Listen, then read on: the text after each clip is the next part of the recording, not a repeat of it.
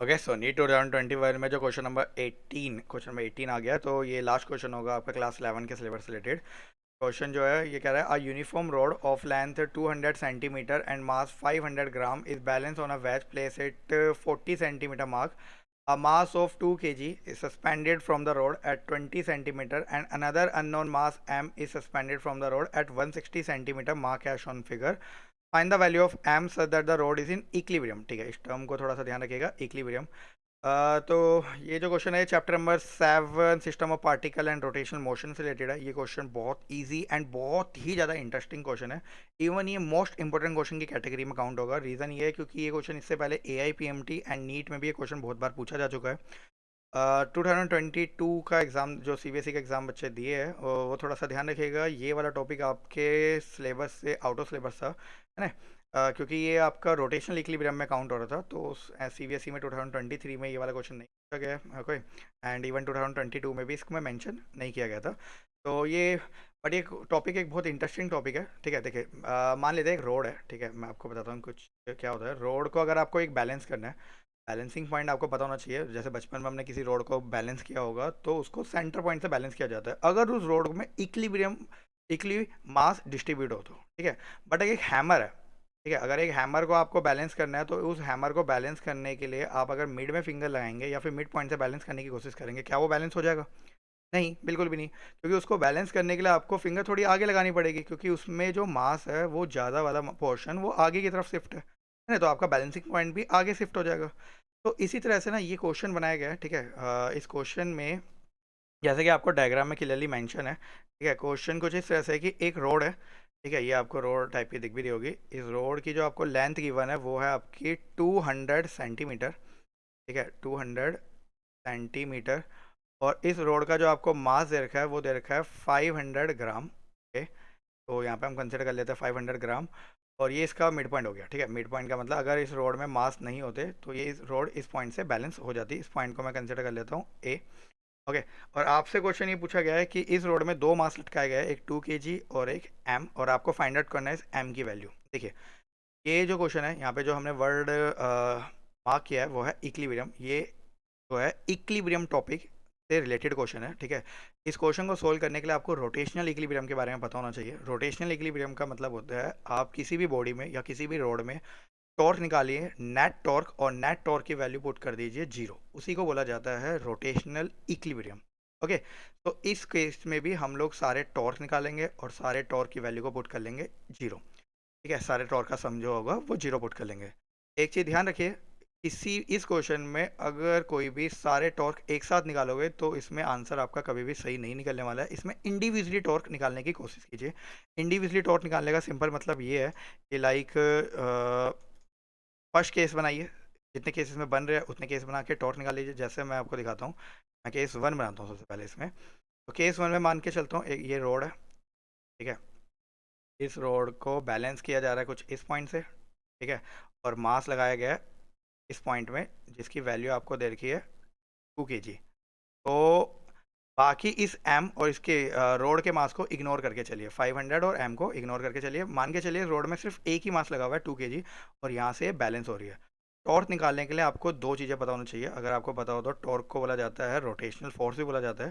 ठीक है, इसका जो फॉर्मूला होता है वो होता है आर क्रॉस में एफ. देखिए, वैसे तो साइन थीटा भी हमें मेंशन करना चाहिए, बट साइन थीटा से कॉम्प्लिकेटेड हो जाएगा. आप बट डायरेक्शन का ध्यान रखिए, ये क्वेश्चन बहुत ही ईजी क्वेश्चन है. ठीक है, तो यहाँ पे मैं मान के चलता हूँ टॉर्क 1 निकाल के चल रहा है. ठीक है, आर क्रॉस में एफ यानी कि आर डिस्टेंस चाहिए. आर ये डिस्टेंस कौन सा डिस्टेंस होता है?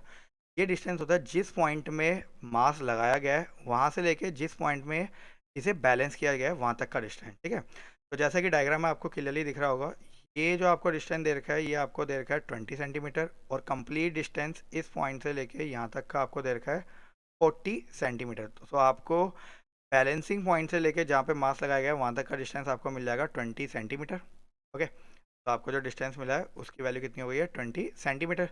तो यहाँ पे अब आपको आर मिल चुका है, इसकी वैल्यू पुट कर लीजिए 20 सेंटीमीटर. सेंटीमीटर को मीटर में कन्वर्ट करना पड़ेगा, तो 10⁻². एफ फोर्स, ग्रेविटेशनल फोर्स के कारण ये नीचे रोटेट करेगा, तो 2 kg है. तो फोर्स अगर आप निकालेंगे तो m इंटू जी होता है, तो 2 × 10 यानी कि जो आपका फाइनल आंसर आएगा वो आएगा 20 न्यूटन. तो आपको यहाँ पे फोर्स की वैल्यू भी मिल चुकी है 20 न्यूटन. और इस पूरे इक्वेशन को अगर आप सोल्व करेंगे मल्टीप्लाई करके, तो आपको जो वैल्यू मिलेगी वो आपका जो टॉर्क आएगा, नेट टॉर्क, उसकी वैल्यू आ जाएगी 4 न्यूटन मीटर। जो यूनिट होती है ऐसा यूनिट, वो न्यूटन मीटर करके होती है। ध्यान देने लायक बात यह है कि इस पॉइंट से अगर आप इसको रोटेट करेंगे तो ये जो रोड होगी वो डाउनवर्ड डायरेक्शन में जाएगी, यानी कि एंटी क्लॉकवाइज रोटेट होगी। ठीक है, इसी तरह से आप केस 2 बना लीजिए। ठीक है, केस 2 जो कि आपका होगा रोड के मास के लिए। ठीक है, अब हम कंसिडर करके चलते हैं, ये रोड है। ठीक है, इस रोड में बैलेंसिंग पॉइंट है आपका, अभी अगेन वही है। ठीक है, ये इसका सेंटर मास पॉइंट हो गया, जिसे हमने डायग्राम में, मेन डायग्राम में ए कंसिडर किया हुआ है। ठीक है, इस रोड का मास आपको गिवन है 500 ग्राम, जिसे केजी में आप कन्वर्ट करेंगे तो 0.5 केजी। ओके, तो अगेन आपको अगर टॉर्क निकालना है, ठीक है, तो टॉर्क निकालने का formula again same to same होने वाला है, आर क्रॉस में एफ। ओके, नो डाउट यहाँ पे एफ आपको दिख ही रहा है, जो कि होगा एम इंटू जी, और यहाँ पे आपको मास की वैल्यू जो दे रखी है वो 0.5 है। जी की वैल्यू नो डाउट यहाँ पे 10 होगी, तो मल्टीप्लाई करके आपका फोर्स जो आएगा वो आएगा 5 न्यूटन। अब आपको आर चाहिए, यानी कि वेज जहाँ पे रखा गया है से लेके सेंटर ऑफ मास तक का डिस्टेंस। ठीक है, देखिए ये सेंटर ऑफ मास है, तो सेंटर ऑफ मास तक का जो डिस्टेंस होगा वो मिड पॉइंट से होता है, तो रोड की कंप्लीट लेंथ जो है 200 सेंटीमीटर है, तो ये जो रिमेनिंग डिस्टेंस होगा ये आपका हो जाएगा 100 सेंटीमीटर। ठीक है, ये जो डिस्टेंस हो जाएगा ये हो जाएगा आपका 100 सेंटीमीटर करके। ठीक है, और यहाँ से लेके ओरिजिन पॉइंट से लेके बैलेंसिंग पॉइंट तक का आपको, यानी कि वेज जहाँ पे रखा गया था का डिस्टेंस जो आपको दे रखा है वो 40 सेंटीमीटर की बना है। ओके, तो वेज से लेके ए वाले पॉइंट तक का जो डिस्टेंस होगा वो होगा 60 सेंटीमीटर। ओके, तो आर की वैल्यू जो आपकी निकल के आई है वो 60 सेंटीमीटर, सेंटीमीटर को मीटर में कन्वर्ट करेंगे इंटू 10⁻², एफ की वैल्यू 5। इसको अगर आप सोल्व कर लेते हैं तो आपका आएगा 3 न्यूटन मीटर। ध्यान देने लायक बात यह है कि अगर आप जब इसे रोटेट करवाएंगे, ठीक है, ए वाले पॉइंट से, तो ये डाउनवर्ड डायरेक्शन में, यानी कि कुछ क्लॉकवाइजली मूव करेगा। केस 1 एंटी क्लॉकवाइज मूव करवा रहा था रोड को, केस 2 क्लॉकवाइज मूव करवा रहा है, दोनों अपोजिट डायरेक्शन में। और आपको पता होना चाहिए फिजिक्स में जब भी अपोजिट डायरेक्शन होती है तो आपको एक नेगेटिव साइन मेंशन करना पड़ता है, जो कि आपकी अपोजिट डायरेक्शन को इंडिकेट करता है। तो हम यहाँ टॉर्क 2 के आगे नेगेटिव का साइन लगा लेंगे, या फिर हम ये भी कह सकते हैं कि जब क्लॉकवाइज रोड रोटेट करेगी तो हम नेगेटिव का साइन मैंशन करके चलेंगे। ओके, इसी तरह से आप लोग केस 3 निकाल लेंगे। ओके, ये जो केस 3 है, केस 3 ये आपके थर्ड पार्टिकल के मास के लिए होगा। ठीक है, ये रोड हो गई। ओके, एंड इस रोड को अभी भी सेम उसी पॉइंट से बैलेंस किया जा रहा है, वैज वहीं रखी गई है। और अब जो मास लटकाया गया है वो है आपका एम। ओके, तो यहाँ से जो फोर्स निकलेगी वो आपकी डायरेक्टली एम इंटू जी। जी की वैल्यू 10 पुट करेंगे तो आ जाएगा आपका 10 m। ओके, एंड अगेन आपको डिस्टेंस चाहिए टॉर्क निकालने के लिए, है ना, वैज से लेके जिस पॉइंट में मेंशन है वहाँ तक का डिस्टेंस, जैसा कि डायग्राम में गिवन है। ये कंप्लीट डिस्टेंस आपको 160 की वन है। ठीक है, ओरिजिन पॉइंट से लेके वेस्ट तक का डिस्टेंस 40 है। ठीक है, सो अगर इस डिस्टेंस को आप निकालेंगे तो आएगा आपका 120। तो टॉर्क 3 निकालने के लिए फॉर्मूला सेम वही पुट होगा, आर क्रॉस में एफ। ओके, आर की वैल्यू आपको गिवन है 120 सेंटीमीटर, सेंटीमीटर को मीटर में कन्वर्ट करेंगे तो 10 की पावर -2। एफ की वैल्यू है आपकी 10 m। एम आपको यहाँ पे फाइंड आउट करना है, तो इस पूरे को अगर आप सोल्व करेंगे तो आपको फाइनल आंसर मिलेगा 12 m। Okay, 12 m newton metre. Okay, जैसा कि मैंने बताया इस क्वेश्चन को सोल्व करने के लिए आपको लगाना पड़ेगा रोटेशनल इक्विलिब्रियम। ठीक है, तो यहाँ पे हम लोग लिख लेंगे रोटेशनल इक्विलिब्रियम। और रोटेशनल इक्विलिब्रियम में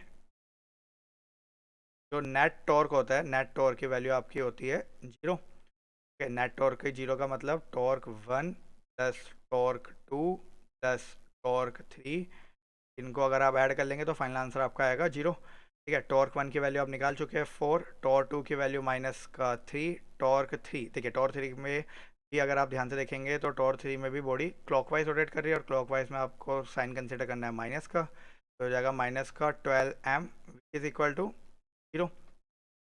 से सोल्व करेंगे तो आएगा 1 is equal to 12 m। Okay, और जो आपकी फाइनली मास की वैल्यू आएगी वो आएगी आपकी 1/12 kg।